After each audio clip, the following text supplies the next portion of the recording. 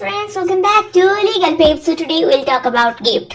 So who doesn't love that? But to accept that and to give that, you have some law thing involved. So let's discuss gift and a transfer of property act. A gift is generally regarded as a transfer of ownership of a property where the sender willingly brings into effect such transfer without any compensation or consideration in monetary value. Okay.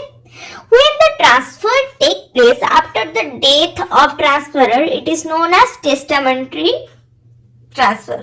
And testamentary transfer doesn't fall under scope of section 5 of Transfer of Property Act 1882.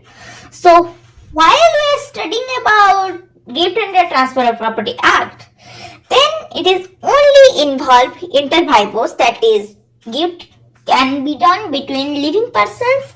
Transfer are referred to as gift under this act.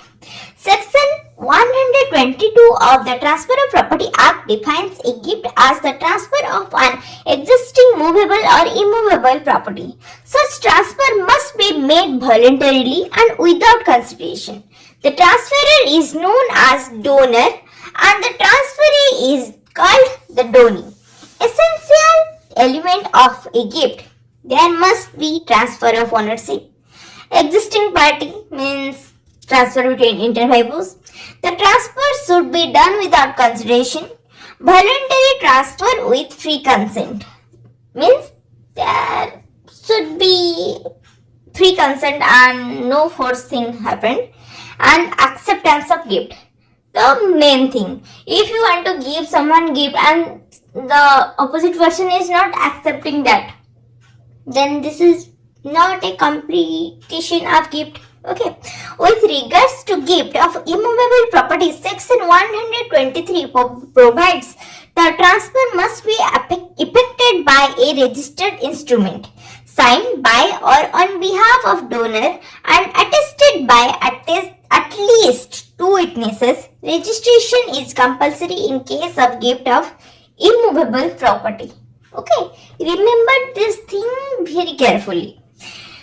And yes, a gift can be revoked under the Transfer of Property Act, but there are some conditions. Section 126 of the Transfer of Property Act 1882 outlines 2 ways in which gift can be revoked. Revocation through mutual agreement between the donor and donee. Revocation through rescission, similar to how contracts can be undone.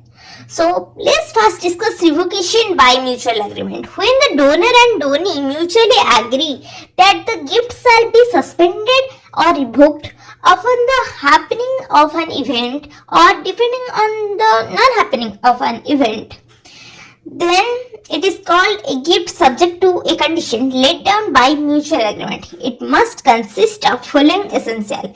The condition must be expressly laid down. The condition must be a part of same transaction. It may be laid down either in gift deed itself in separate document being a part of same transaction. The condition upon which a gift is to be revoked must not depend solely on the will of the donor. Such condition must be valid under the provision of the law given for condition of transfer. For example, a condition of property is void under the section 10 of Transfer of Property Act. The condition must be mutually agreed upon by donee and the donor. Gift revocable at the will of donor is void, even if such condition is mutually agreed upon. So let's discuss revocation by rescission of the contract. Gift is a transfer. It is thus preceded by contract of such transfer. This contract may either be express or implied. If the preceding contract is signed, then there is no question of subsequent transfer to take place.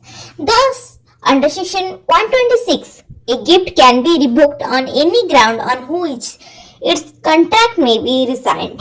If a gift is not made voluntary, that is, the consent of the donor is obtained by fraud, So this can be revoked because fraud defeats everything.